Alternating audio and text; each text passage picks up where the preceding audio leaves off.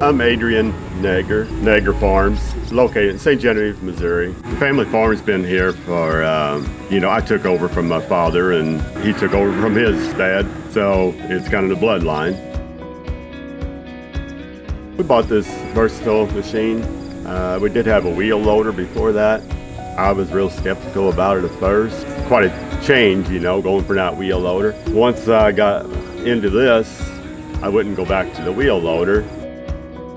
A speed it has, you can get loaded in half the time, So that means a lot. Good visibility, a lot of glass that you can see around you really good.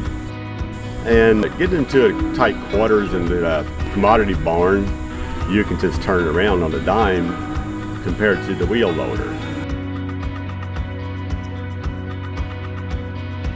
Didn't think it would handle that big a bucket on it. I could put 3,500 pounds of silage in there. But as far as getting it loaded and silage and stuff, really don't have no problem.